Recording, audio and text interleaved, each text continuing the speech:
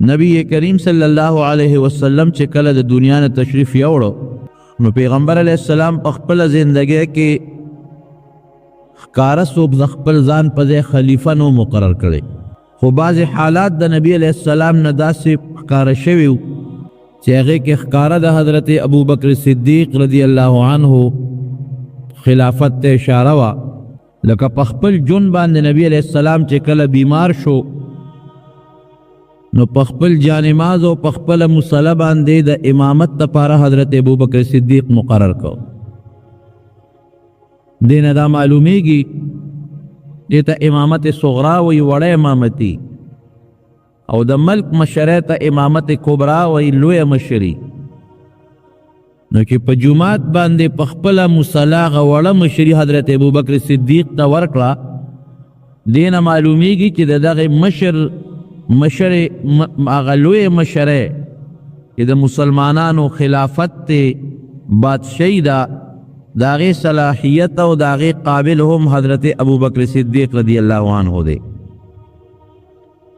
دا سے نورم دیر خبر اخکار شوی وی یو بی بیلال نبی علیہ السلام نے سشیو غختا وی سوال راشا ابی بی نبی علیہ السلام توید اللہ رسول که سبا تاسو نوے نو چاہتا با بیاوے ما ستاسو پزے بسو کی چی دا شیدہ اغن او غوارم نبی علیہ السلام او فرمائل کزدی و نمونتم ابو بکر نو غوارا دا سنو دیر واقعات تی داغی واقعات و نخکارا معلومیگی اشارتن یعنی دا سخکارے اشاری معلومیگی کہ دا نبی علیہ السلام نا پس خلیفہ حضرت ابوبکر صدیق رضی اللہ عنہ بھئی حکلت وفاتو شو دا وفات نمخ کے کولا ویلان نو کر چفلان کے بخلیفہی پا مدینہ منورہ کے یو زید ثقیف بنی ساعدہ دا بنو ساعدہ قبیلے یو دا مشورے اجراوا یو زیو اگه که انصار د مدینه منوره باشندگان را جمع شوی عمر فاروق رضی اللہ عنہ حضرت ابوبکر صدیق رضی اللہ عنہ د مټه ونیوه وی الله شابه چې لاړ شو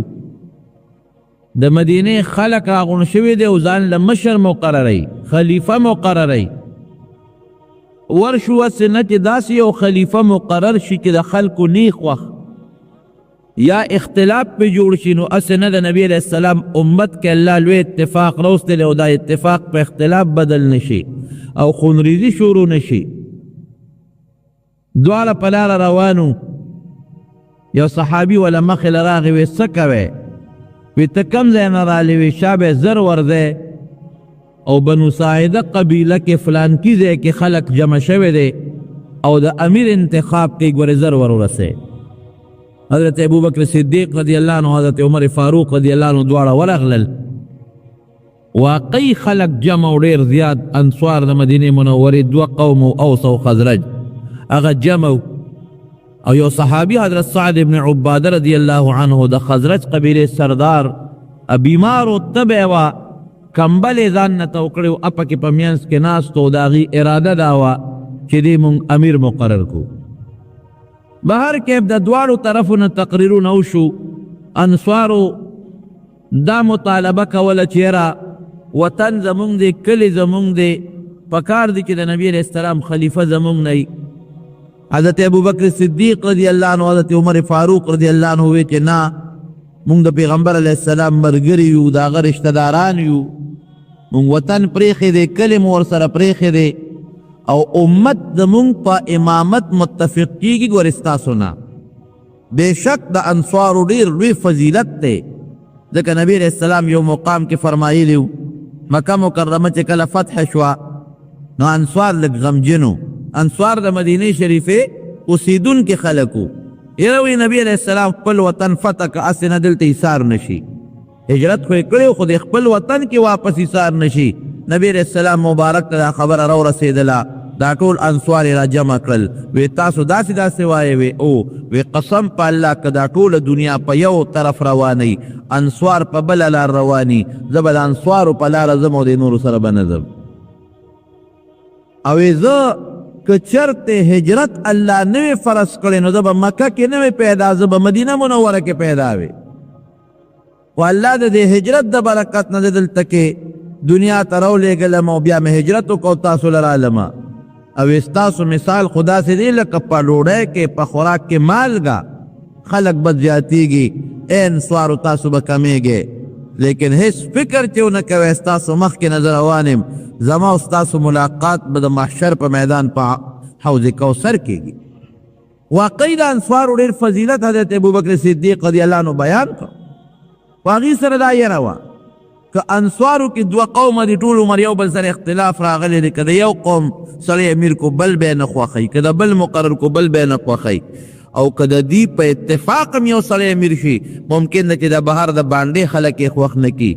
او په خلاف د قریشو چې د نبي علیه السلام قوم دی که د هغې امیر مقرر شي ټوله دنیا مني او بیا یو ټکې ووې یو حدیث یې ووې حضرت سعد بن عباده ناستو د انصارو دا مشر وی تا ته پته نه ده چې نبی علیه السلام فرمایلی چې الائمة من قریش چې کوم مشران د قومونو جوړیږي بادشاه جوړیږي اب د قریشو نه وی او دا خو نبی علیه السلام ویلی دي نو بیا داسې کوو چې د قریشو نه یو سړی امیر مقرر په اتفاق باندې حضرت ابوبکر صدیق رضی الله عنه خلیفه جوړ شو انصار هم بیعت وکړه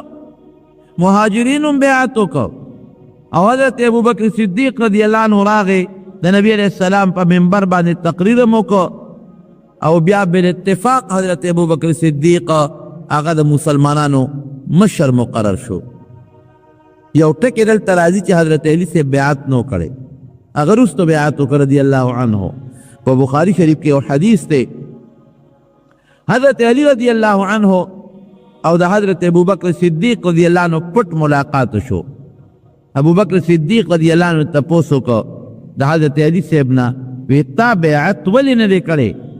خلق څه پټ پټ شکونه کوي چې دی بیعت ولې نه کوي علی رضی الله عنه دا الفاظ دی بخاری شریف کې ذکر دی چې زه د بیعت نه ما انکار نه دی کړی ته زمونږ مشر د نبی علیه السلام نږدې صحابي هجرت سفر دی ورسره یو ځای کړی دی د پیغمبر علیه السلام د غار ملګری پاتې شوی نبی علیه السلام ته ډېر نږدې وی مونږ ستا د مشرۍ او ستا د فضایلو انکار نه کوو خو په یو ټکي خفه یم هغه دا دی چې کم از کم زه د نبی علیه السلام رشته دار یم د هغه د ترې زوی یم د هغه زوب یم نو که تاسو خلیفه مقررو نو په کار دا دی چې مونږ سره مشوره خو پکې شوې وي که دا نه ویم چې زه د خلیفه شوی وی مشوره په کار وه حضرت ابوبکر صدیق رضی الله عنه بېشک دا خبره دي ټیک ده خو هغه وخت داسې و چې د مشورې نو که مونږ مشورې تاسو سره کولې تاسو خو د نبي علیه السلام په کفن دفن کې مشغول وی هلته انصارو خلیفه مقرره و د هغې نه لانجه جوړېده بیا یقین وکړه بخاري شریف کې حدیث دی حضرت علی رضی الله عنه راغی او په عام منبر باندې کېناست او اعلان یې وکړ چې ما دا بیعت وروستو کړی په دې وجه لکه مې لږه ګیله وه چې مونږ سره پکې مشوره نه ده شوې نور د ابوبکر صدیق د فضایلو نه او د هغه دا صفتونو نه زه انکار نه کوم نو کولاو د خلکو مخکې حضرت علی رضی الله عنه بیا ورسره بیعت کړی دی څه 2 کاله تقریبا د حضرت ابوبکر صدیق رضی الله عنه د خلافت شوې بیا چې هغه وفات شو د هغه نه پس حضرت عمر فاروق رضی الله عنه هغه د خپل ځان په ځای په خپل جون کې خلیفه مقرر کړ حضرت عمر فاروق رضی الله عنه ورته وی ما خلیفه ما مقرره وه خلک هم ورته وی دې مه مقرره وه ګورې ډېرې سرتیزه دی او ډېر سخت دی سخت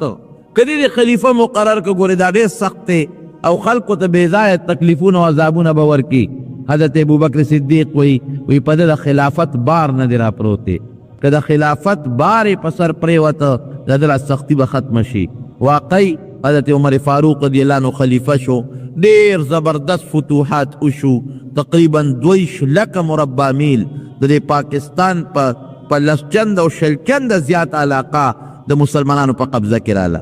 د حضرت عمر فاروق رضی الله عنه نه پس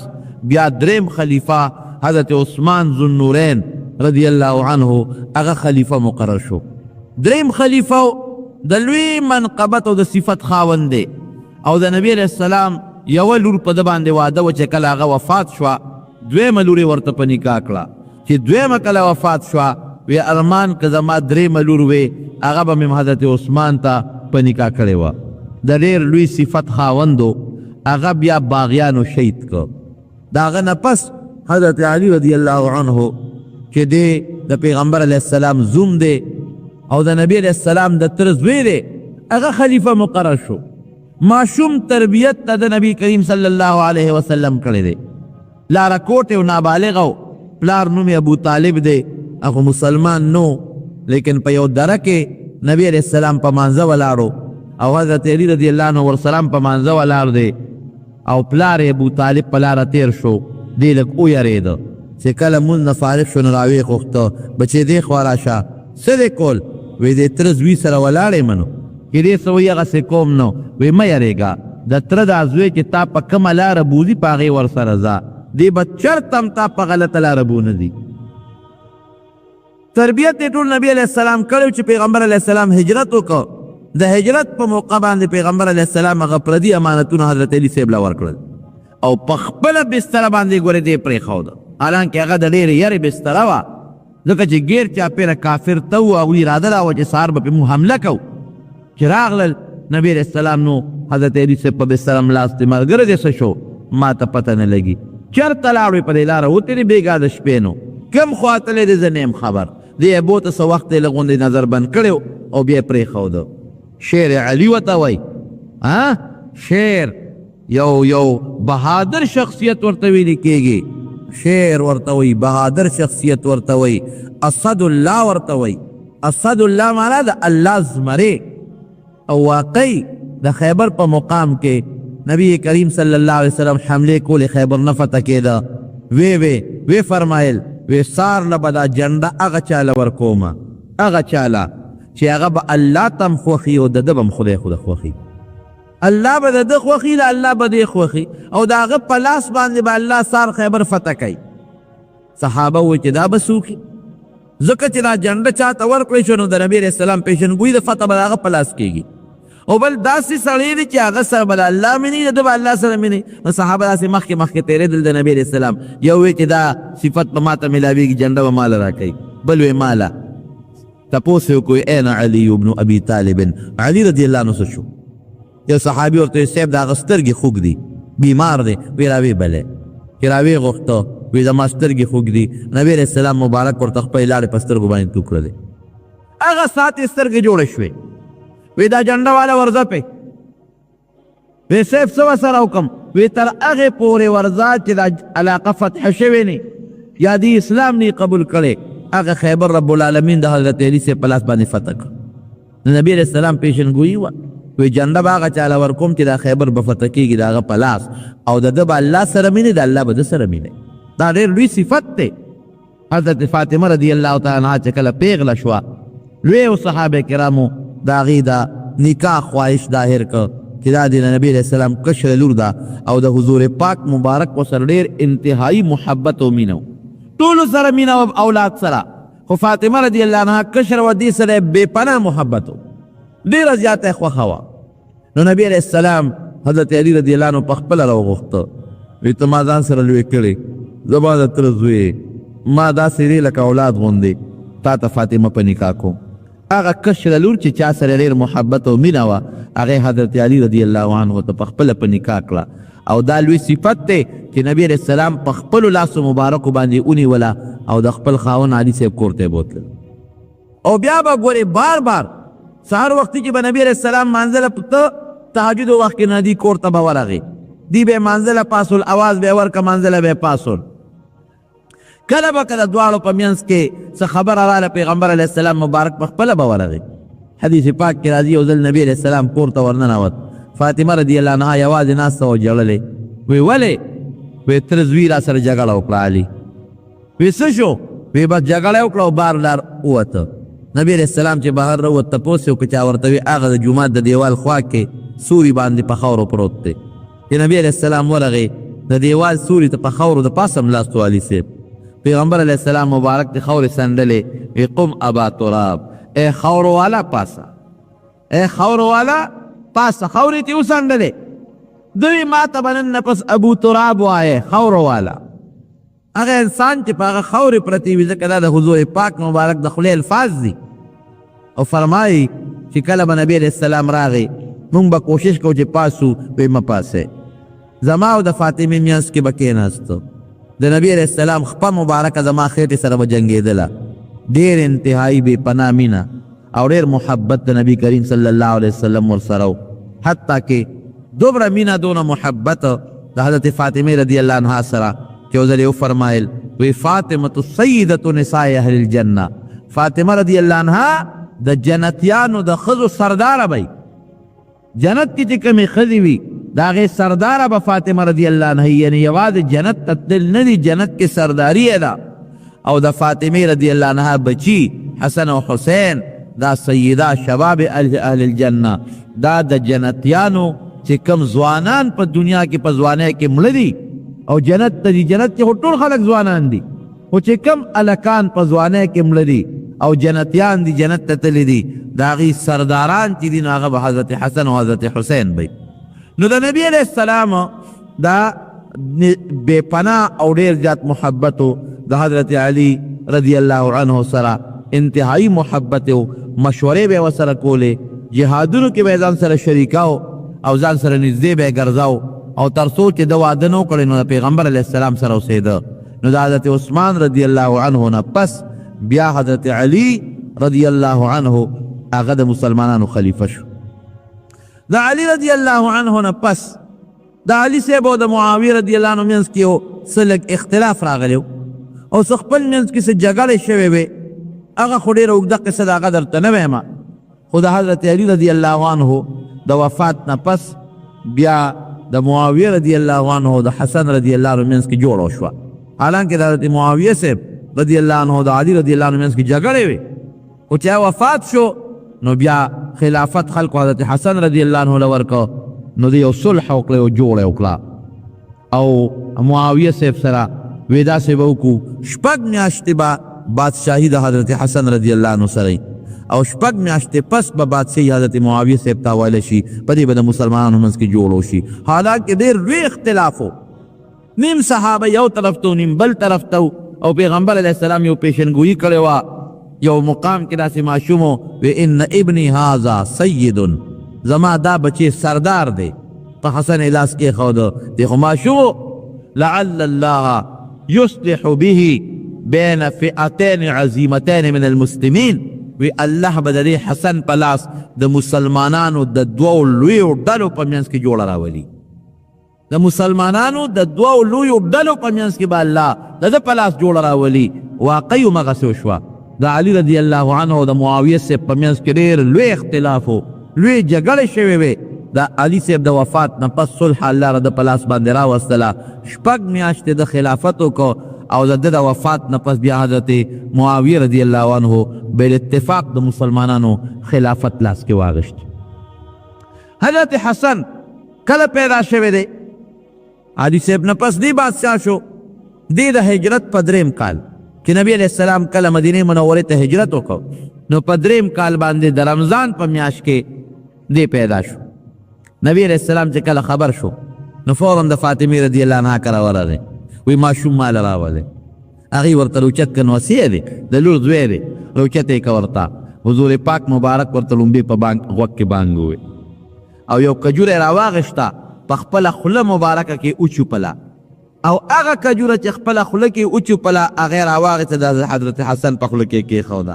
گویا کې د ده وجود ته لومبې لاړې د کجورو سره چې ننوتې هغه د پیغمبر علیه السلام مبارک لاړې وې دې تپوس وکړه وی دی بچی لم نوم یې ښوده دی که نه هغې ورته وی او صاحب وی څه نوم مولی ایښی دی وی حرب په عربۍ کې جګړې ته وایي چې دی به د دشمن د کافر مقابله کې جهاد به کوي مجاهد به یي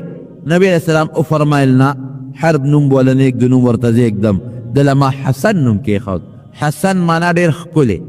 دا نوم ورته پیغمبر علیه السلام کېښود په اومه روز ورته نبی علیه السلام عقیقه وکړه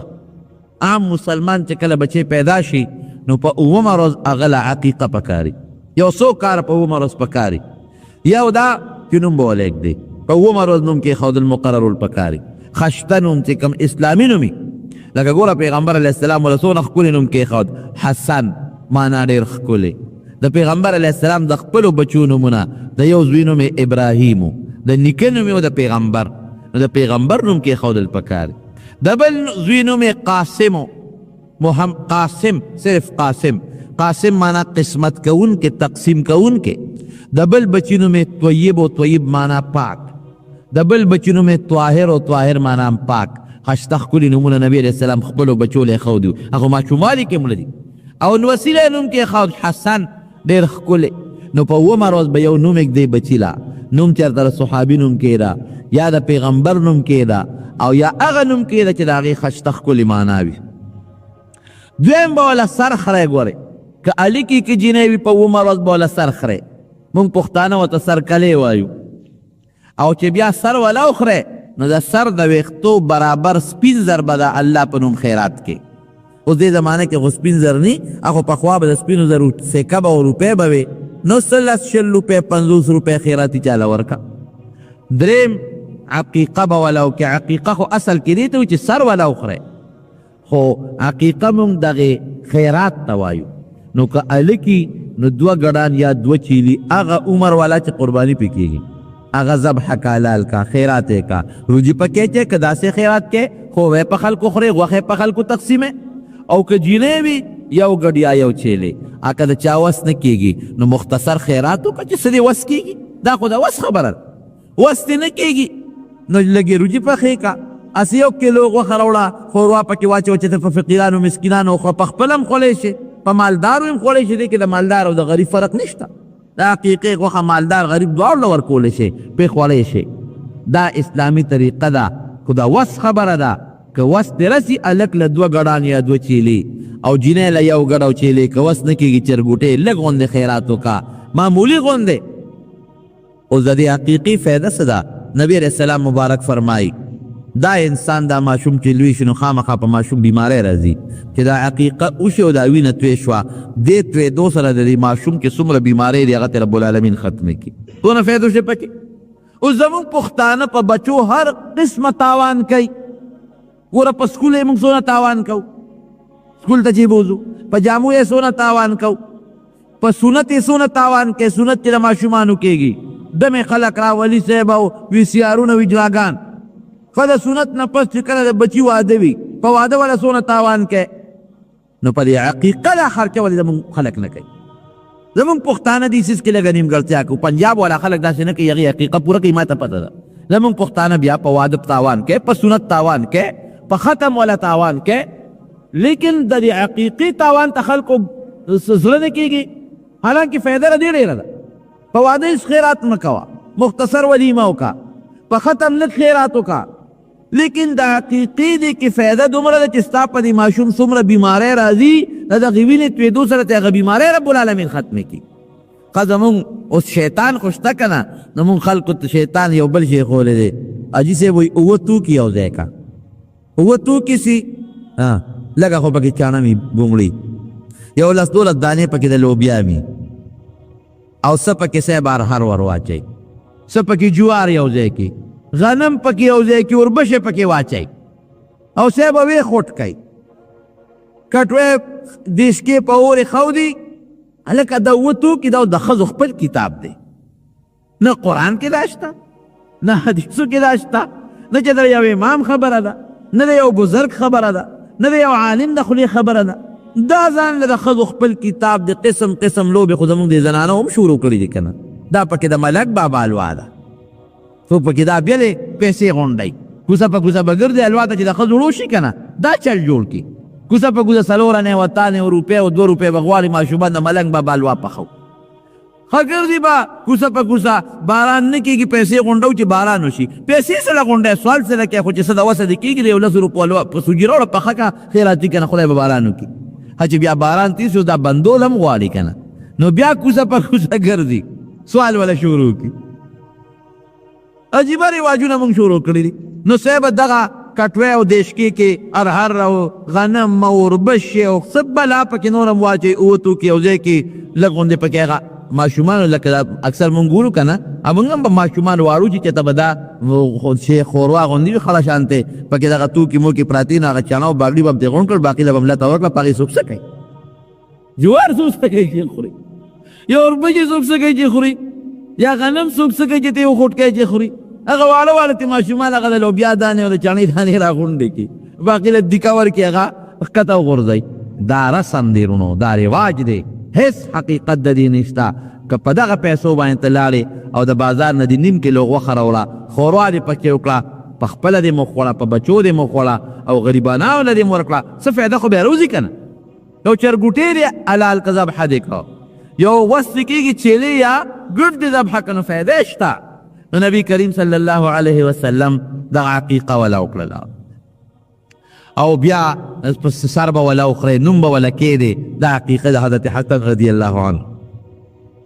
ماشومو پیغمبر علیه السلام لویو، دغسې ورپسې کال پس حضرت حسین رضی الله عنه بیا پیدا شو. ات یو کال کشر دی، دی په رمضان کې پیدا شو، هغه په شعبان کې چې تاسو شو قدر میاشت ورته وایې 11 میاشتې پس حضرت حسین رضی الله عنه پیدا شو. یو بیبي ده حارث، د حارث لور ده، هغې خوب ولیده، راله نبي علیه السلام ته کېناسته، د الله رسول یو ډېر خطرناک خوب مې لیدلی، وایه راته که نه؟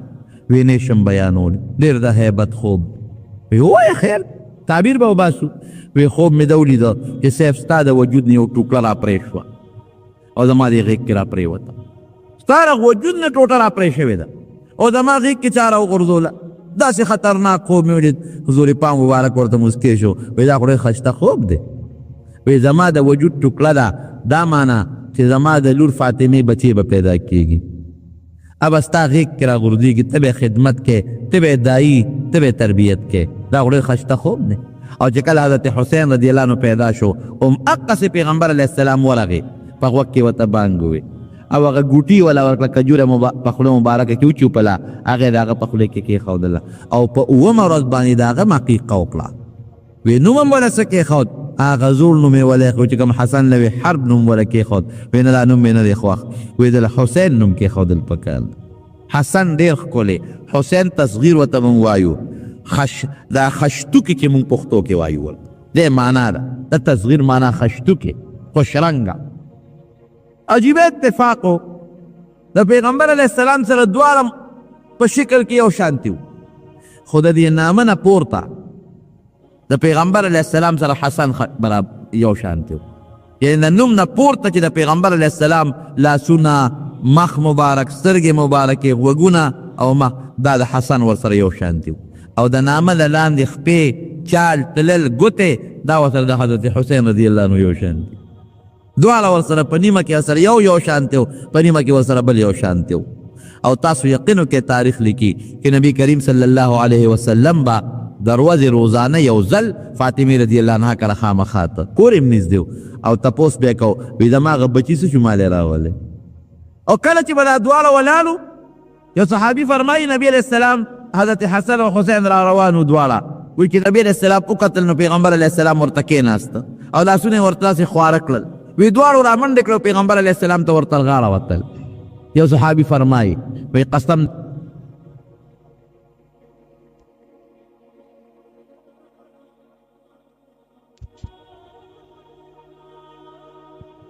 او جامې یې چولې دي خشته ښکلې او جومات ته راننوتل، را منډې والې. وی پیغمبر علیه السلام مبارک تقریر په نیمه کې پرېښوده او د منبر نه راکوز شو، یو یې په خیط لاس کې رونیوه او بل په دې ګس لاس کې، یو یې په دې خیخ په کېنو او بل یې په دې ګس اخ په باندې کېنو او خپل تقریر یې شروع کړ. وی بیا خلکو ته کتل، بیا دې بچو ته کتل او وی فرمایل چې الله رښتیا وایي، انما اموالکم و اولادکم فتنه، چې ستاسو مالونه ستاسو بچي دا مصیبت دی، دا فتنه ده. تقریر مې کو، دا دواړه چې مې ولیدل چې را منډې والې، نو ټینګ نه شوم، تقریر مې پرېښود او دواړه مې راوچت کړل، ځان سره مې کېنول. دا انتهایي محبت دی. یو صحابي فرمایي چې نبي علیه السلام مونځ کو، په سجده باندې پرېوتو، دا ماشومان رالل د نبي علیه السلام سره لوبې کول، واړو که نه، ځکه د نبي علیه السلام د وفات په وخت کې حضرت حسن د 8 کالو او حضرت حسین د 7 کالو واړو. وی د دواړه په ملا د پاسه ورته سواره شو. وی تر هغې پورې پیغمبر علیه السلام مبارک سر د ځمکې نه نه اوچته و، تر څو چې دوی د شانه کوشه وینو، چې که زه سر اوچت کړم دا ونه غورځېږي. او وی زه اکثر، یو صحابي فرمایي ما نبي علیه السلام لیدلی چې په سجده به پروت و، حضرت حسن راغی ډېر ماشوم و، رکوټ ولا خبرې نه شوې کولی، د حضور پاک د دې دواړو خپو په منځ کې به ننوته، رکوټ یې هغه هم دونه مینه ورسره کوله. نو نبي علیه السلام مبارک به ورته خپې کولاو کړې او د پیغمبر علیه السلام ته ورته غاړه ګیره به یې ونیوه ورته د نبي علیه السلام نه او کله به د پیغمبر علیه السلام په دې سټ باندې راسواره شو دا ماشومانو د حضور پاک مبارک دوی سره مینه او د دوی هغې سره مینه یو صحابي فرمایي وی شپه د شپه وی زه روان یم وی نبی کریم صلی الله علیه وسلم مخکې دی وی چې ما ته یې وکتل حضرت حذیفه رضی الله عنه فرمایي وی ما ته څه کوې حذیفه وی چې صاحب زه ستا څوکۍ ته ولاړ یم شپه ده نو تاسو څنګه راوتې وی یو فرشته د اسمان نه راکوزه شو او دا فرشته په لومړي ځل د اسمان نه راله او په ما باندې سلام واچو او ما له د الله طرف نه یو پیغام راوړو د الله رسول څه پیغام دی وی زه الله را لېږلی ما چې د خپل محبوب ته زما ووایه چې ستا دا دوه بچي حسن او حسین دی له ما د جنت سرداري ورکړه او دا خوشخبري ولا ورکه چې دې دواړو سره څوک مینه کوي الله به هغوی سره مینه کوي دوی سره چې څوک محبت کوي الله به هغوی سره محبت کوي دا ګوره د رب العالمین د طرف نه یو خوشخبري راغلې ده د دواړو ماشومانو په حق نو واقعي دا ډېر لوی د خوشحالۍ خبره ده د هغې ماشومانو دپاره حضرت ابوبکر صدیق رضی الله عنه په لاره روان دی او حضرت علی صاحب ورسره دی حضرت حسن رضی الله عنه لوبې کول ماشوم روچته او په د اوږه د پاسه یې سور کړ لارې ولاړ دی علي صاحب ابوبکر صدیق د خلکو مخکې وی قسم په الله والله شبیه برسول الله صلی الله علیه وسلم زما د قسم په خدای چې دا ماشوم د خپل نیکه رسول الله مبارک په شان دی د پلار په شان نه دی علي صاحب ته سره مشابهت نشته شکل یې د شان برابر نه د نبی علیه السلام سره برابر شکل علي صاحب خندل حضرت عمر فاروق رضی الله عنه صحابه و مسره ډېره مینه کوله د دې وجې نه چې د نبی علیه السلام سره مینه وه حضرت عمر فاروق رضی الله عنه مجاهدینو له 15,000 روپۍ تنخوا مقرر کړه د لیم 15,000 تنخوا مقرر کړه حضرت حسن رضی الله عنه چا ورته وی دله دې ولې مقرر کړه دې خو لاره کوټې دی لک دی او دا څومره جهادونه نه دي کړی څومره جهادونه چې نورو صحابو کړي دي وی تاسو ته پته نه لګي دله مې ځکه مقرر کړه چې دې د نبی کریم صلی الله علیه وسلم محبوب دی کړه دا غن وسید او حضرت عمر فاروق رضی الله عنه یو ځل په منبر ناستو الصبره سختو چې خلکو به د هغه مخکې خبرې نه شوې کولې غټ غټ بادشاهان به سر ټیټه ولاړو د رامنډه کړې حضرت عمر فاروق رضی الله عنه صادر نه کلک ونیو وی راکوشه زما د پلار د منبر زما د پلار په منبر ناست دی زه د خپل پلار په منبر کښېنه عمر فاروق رضی الله عنه راکوز شو روچت یې که ځان ته رانږدې که بچې زما د پلار منبر خو نشته زما د پلار منبر کوم دی او ستا د پلار دا منبر زما د پلار منبر دی که روچت یې که او ځان سره یې نیولی دی او بیا ورته وایي بچې دا راته وایي چې دا درته چا ویلې وه دا خبره وی ما ته هېڅ چا هم نه وښولی وی نه دا راته ووایه دا تا ځای نه دی کړی چا به راته ویلي وی نه ما ته هېڅ چا هم دا خبره نه ده کړې دومره به صحابو د دې ماشومانو احترام کو دومره عزت پې کو یو ځل نبی علیه السلام حضرت حسن رضی الله عنه په دې اوږه د پاسه سور کړی په دې اوږه یو خپې دې طرف ته راویځاندله یو خپې هغې طرف ته راویځاندله یو صحابي فرمایي وی زه ورغلم وی ما چې صاحب ما لې راکوې نه ما ته یې پرېږد وی ما وی چې ای لکه په ډېره ښه سورلی باندې سورې نعم المرکب الذي رکبت په ډېره ښه سورلی باندې سورې وی نبی علیه السلام وفرمایل چې سورلي خو مزېداره ده خو شهسوار هم ډېر مزېدار دی که کوم چې په دې سورلی سور دی هغه هم نعم الراکب هو شهسوار هم ډېر مزېدار دی نو په دې اوږه د پاسه به نبي علیه السلام کېنولو او ګرځاو به ځان سره او محبت پې ورسره کو دغه دنګې حضرت حسین رضی الله عنه هغه هم د پیغمبر علیه السلام د حضرت حسن کشر ډېر ما تاسو یو کال کشر دی هغه سره پیغمبر علیه السلام به ډېر انتهایي محبت او مینه به ساتله حضرت عمر فاروق رضی الله عنه په منبر ناستو تقریر یې کو یمن نه چا جامې راوړې نو هغه جامې یې په صحابو تقسیم کړې یېري دې درمیان کې د جمعې ورځ د حضرت حسن او حسین راوتل او چې خیال یې راغی ما خو نورو هلکانو له جامې ورکړې دوی له خو مې ورنه کړې جوړې خلاصې شوې نو ډېر زیات خفه شو چا ورته ولې خفې وایي د دې ماشومانو له مې جامې ورنه کړې هیر مې فورا یې د یمن والي ته خط ولېږه وایي 2 جوړې هغسې اعلا راولېږه زر ناغه دوه جوړې ورته راولېږلې، یو حضرت حسن له ورکړه، یو حضرت حسین له. نو بیا چې په منبر کېناست وی اوس خوشحاله شوم. ولې؟ وی د نبي علیه السلام په نوسو مې جامې ولیدې خشته ښکلې، نو اوس خوشحاله شوم. او چې مشوره به یې کوله د مشرانو صحابه کرامو سره، نو صاحب حضرت حسن او حسین کبرال کې بناستل، عمر فاروق رضی الله عنه به دا ورته نه وي چې پاسې د دې سره مشوره کوم، هغې به یې کېنو. یو ځل عبدالله ابن عمر دی رضی الله عنه خپل پلار ته وایي حضرت عمر فاروق ته، وی ته له دې هلکانو سره ډېره مینه کې حسن او حسین سره، او خبرې خو د جهاد دي، نو دوی په کوم جهاد کې د مانه مخکې دي؟ عمر فاروق رضی الله عنه ورته وایي وی تاسو خپل پلار ته وګورئ او د حسن او د حسین پلار ته وګورئ. وی د دوی پلار ستاسو د پلار نه پیغمبر علیه السلام ته ډېر نږدې و،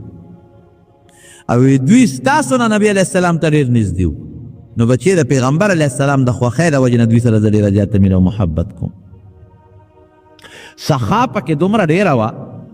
حضرت حسن رضی الله عنه کې چې یو ځل په لاره باندې روان دی، یو حبشي غلامو،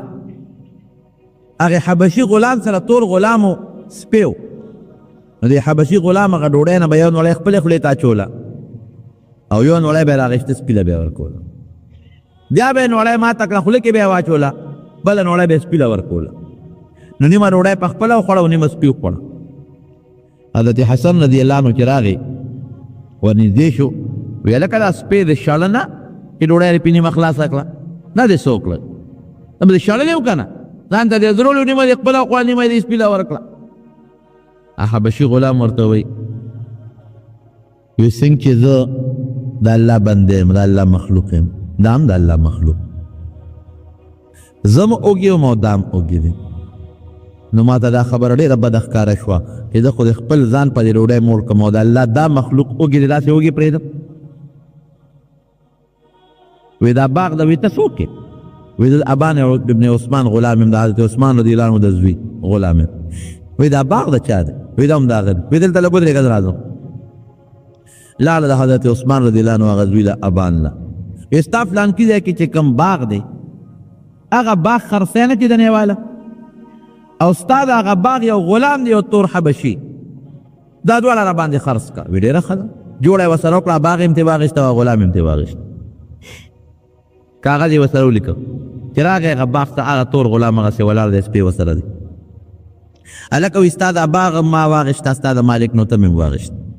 دی ورته پاسې جی حضور ټیک شو چې تا زه واخېستم او ستا غلام یم، چې څه خدمت یې ستا به کوم، د الله به کوم او ستا به کوم. وی ستا هغې خبرې په ما ډېر لوی اثر وکړ، نو د الله د رضا دپاره ما تا آزاد کړې، او چې دا کوم باغ مې واخېست دا مې تا له خیراتي درکړه، دا باغ هم ستا شو. ګوره د نبي علیه السلام نصیر یم، هغه د سخا هغه اثر پکې پروت دی. یو ټکي نه باندې خوشحاله شو چې ښه زم د الله مخلوق یم، غلام وایي دا سپی هم د الله مخلوق دی، زم اوږې یم دا سپی هم اوږې دی. دا راته ډېره بده ښکاره شو چې زه ځان موړ کړم او د الله دا مخلوق سپی دی اوږې پرېږدم. هغې نه دونه متاثر چې غلام او باغ یې واخېست، غلام یې آزاد کړ او باغ یې غله ورکړ. دا باغ مې تا له خیراتي درکړه، زه اوس غلام به باغ کې خدمت به دې کول، ستا شو. سپي مه ساته، سپي ساتل ښه نه دي، خو ځه. غلام ورته وایي وی د کوم الله د رضا دپاره چې تا زه آزاد کړم او د هغې الله د رضا دپاره دا باغ دی کې ما خدمت کو، زه د دې نوکر وم، دا تا ما ته وقف کړه، زه د دې مالک کړم، خان دې کړم، نو د هغې الله د رضا دپاره دا باغ هم زه د خدای په نوم کې خیرات کوم، باغ هم زه نه اخلم، زه د الله په نوم ما هم خیرات کوم. بیت المال ته چې کوم ځای کې دې خوښ د الله په نوم باندې خیرات کړي. به هر کیف دا دواړه لکان حضرت حسن او حضرت حسین رضی الله تعالی عنهما ما وویل چې د نبي علیه السلام ډېر زیات نږدې و، ډېر زیات محبت و د پیغمبر علیه السلام دې دواړو سره، او تپوس به یې ولکه او ځان ته به یې راترغاړه ایستل او ښکلول به خپله ژبه به یې د هغې په خولو کې کېښودله، دومره یې ورسره مینه وه. نو هغه حضرت حسن رضی الله عنه د حضرت علی رضی الله عنه نه پس خلیفه شو، او بیا د حضرت معاویه رضی الله عنه سره جوړه وکړله، 6 میاشتې حکومت حضرت حسن رضی الله عنه سره، او بیا حضرت معاویه رضی الله عنه تاواله شو. بالاتفاق دته بیا ښځې په ډوډۍ کې زهر واچول او د هغې نه دی وفات شو. حضرت حسن رضی الله ښځې نوم یې جعده و هغې ورته زهر واچوله فتنو زمانه وه چې زهر یې ورته واچوله نو ورور وله راغی حضرت حسین وی رورې څه چل در باندې وشو په ما زهر وخوړل چا در ډوډۍ کې زهر واچول وی چا درته واچول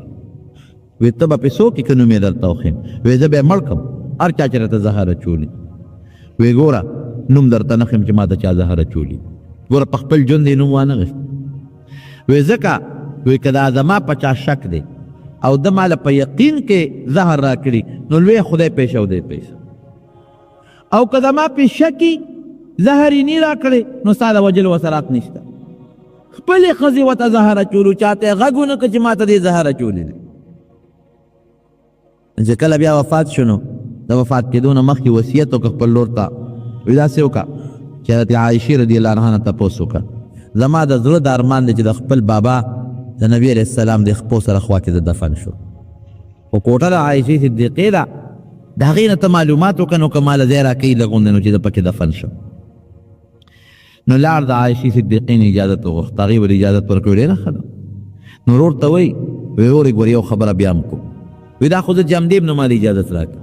هسې نه که زه مړ شم د دې نه خوښه نو د مرګ نه پس دې بیا هم تپوس وکړه نو که بیا هم دله اجازت درکړه او د مسلمانانو په منځ کې څه فتنه هم نه جوړېدله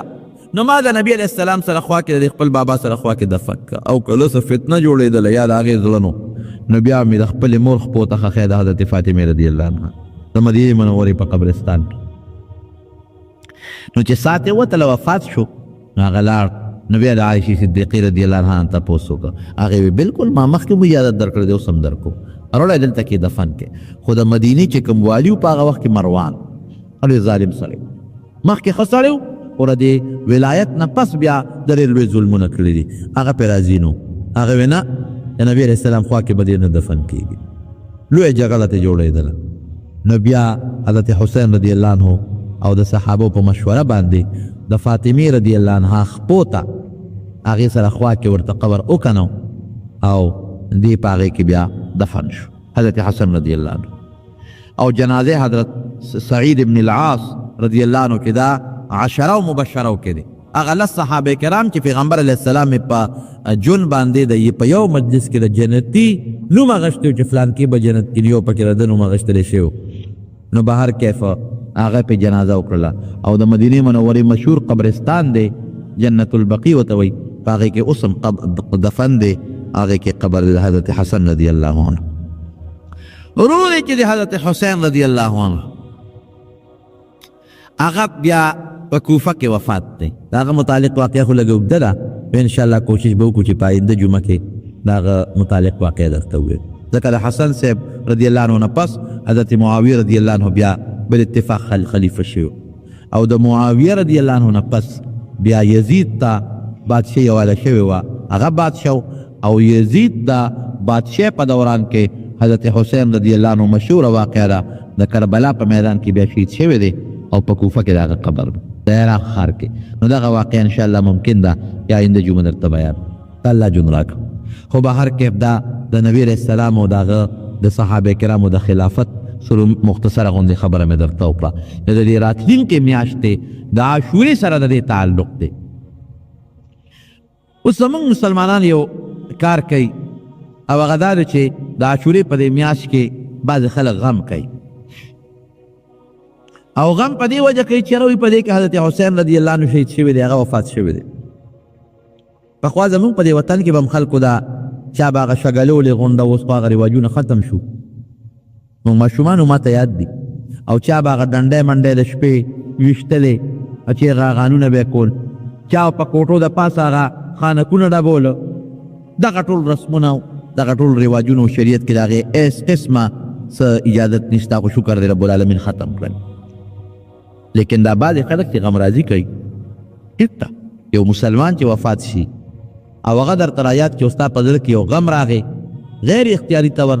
نو په هغې الله تعالی نه نیسي بلکې یو مسلمان د وفات د وجې نه چې یو بل مسلمان غمجن شي درمن شي دا ښه خبره ده لیکن د غم اظهار کول په دې شکل چې سړی تورې جامې واغوندي او یا مخ وي او یا ځان وي او یا ځان ډبوي او یا ځان له جامې شلی نو دا په شریعت کې بیا منع شریعت د دې خبرو اجازت نه ورکوي او بیا په دې میاشت کې د دې غم اظهار کول دا هم په شریعت کې ګورې ناجایز دي، جایز نه دي،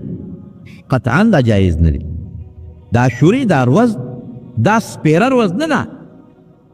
که یو سړی دا وایي چې د عاشورې ورځ سپېره ده،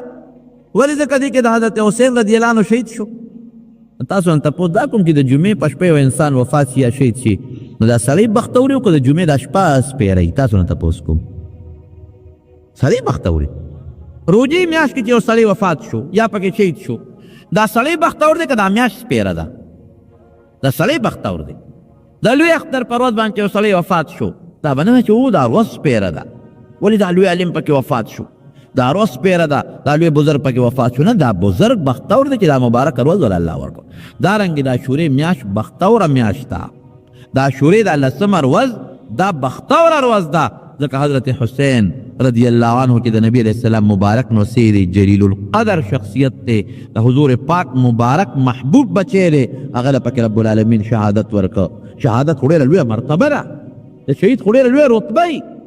دغه سپېروالي نه دی، مرګ سپېره نه وي، د شهید ډېره لویه مرتبه ده. د حضرت حسین رضی الله عنه ډېره لویه مرتبه ده، ډېره لویه رتبه ده، او ډېر د مظلومیت په مرګ باندې هغه ته چې تاسو ته زه بیان به وکړم چې هغه سره ډېر انتهایي ظلم شوی دی، ډېر انتهایي د مظلومیت په مرګ باندې وفات شوی دی. نو دا د هغه دپاره لویه رتبه ده، لویه مرتبه ده، لوی شهادت دی. ورځ سپېره ده نه، په دې ورځ کې غم نه دی پکار. دا میاشت سپېره ده، په دې میاشت کې غمونه نه دي پکار. هغې کې صدقه پکار ده، خیرات پکې پکار دی. نو به هر کیف دا خو د نبي علیه السلام د وفات نه پس تر د حضرت معاویه رضی الله عنه پورې څه مختصر تاریخ می ذکر کړ، او بیا د معاویه رضی الله عنه د وفات نه پس یزید په تخت کېناسته، هغه سره د حضرت حسین رضی الله عنه سره معرکه راغلې ده، هغه پکې شهید شوی دی. دا به انشاءالله که الله جون راکړه آینده جمعه کې درته بیان کړو انشاءالله العظیم.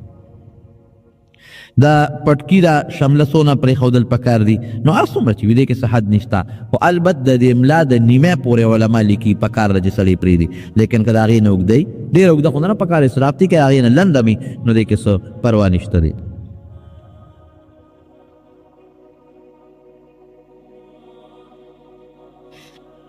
امام راتلو سره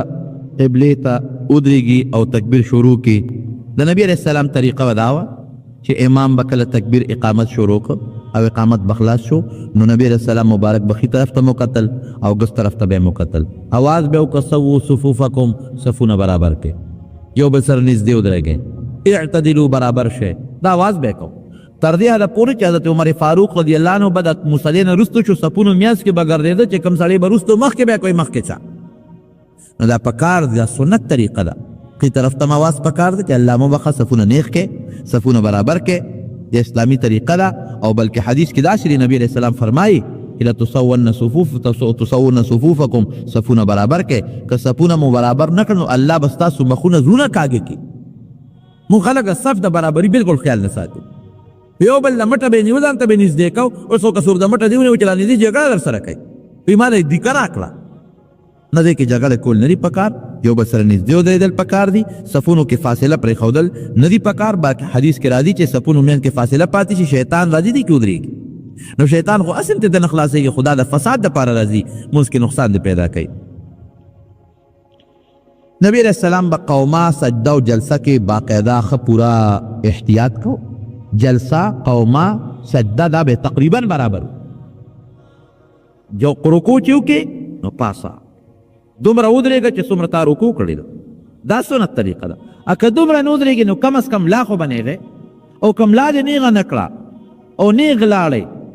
نو واجب دې پرېښودل. بلکې بعضې علما وو چې سر لمونځ دې ونه شو، نو دې کې لږ احتیاط پکار دی. بعضې خلک سجدې نه اوچت سیملی نیغه کړي دي چې بیا سجدې ته ځي، بعضې خلک رکوع نه اوچت سیملی نیغه کړي دي چې رکوع له ځي، دا ګناه ده، ښه خبره نه ده. د سوي په دې پوه نه شوم، حضور صلی الله علیه وسلم مبارک او نا خیر څه خبره نه. تلاوت لپاره چا خاص صورتونه مقرر کړي په نفلو کې هغه صورتونه وایي بالکل خو کولی شي. بهنوی کی دوسری بیوی کی بیٹی څه مطلب شو په دې پوه نه شو، دا ځان له بیا ما نه وروسته تپوس وکړه.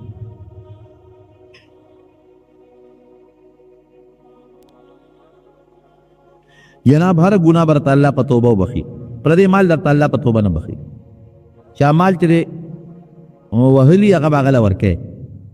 او یا به د هغه نه د هغې معافي غواړي.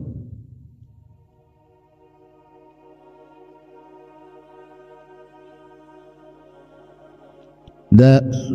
خیر د نوافلو کې که سړی په دویم رکعت کې تر د اخره پورې ووایي اللهم ربنا پورې او بیا دریم رکعت ته پای سبحانک اللهم هم ووایي نو خیر دی. خو زمونږ خلقو چونکې دغه طریقه ورته لږه ګرانه ده، بیا یو پوټی لږ زمونږ خلکو باندې دغه راځي، عوام دي، نو مونږ هم ورته وایو چې خیر دی نفل هم داسې کوی لکه سړی چې عام کم سنت کوي په دغه طریقه باندې کوي. نور که په نوافلو کې سړی په دویم رکعت کې د عبده ورسوله نه پس اللهم صلی دا درود شریف وی اللهم ربنا وی او بیا پاسی او بیا سبحانک اللهم من دریم رکعت شروع کی نو خیر دی. دا یو طریقه ده په نفلو کې ګوره، په فرضو کې یا په واجبو کې نه، په نفلو کې. او کو زمونږ عوامو ته دغه اسانه غوندې طریقه مونږ ښایو چې بس عبده ورسوله ووایه او بیا پاسه او بیا د الحمد نه شروع کوه لکه سړی چې عام سنت کوي. دعا کوي چې رب العالمین موږ په الفضل کرم وکړي، الله موږ له صحیح عبادت توفیق راکړي، یا الله موږ د ګناه او د ګناه د اسبابو نه وساتي. پروردګاره دغې خلفای راشدینو په نقش قدم موږ روان کړي، الله هغې سره زموږ حشر او نشر نصیب کړي.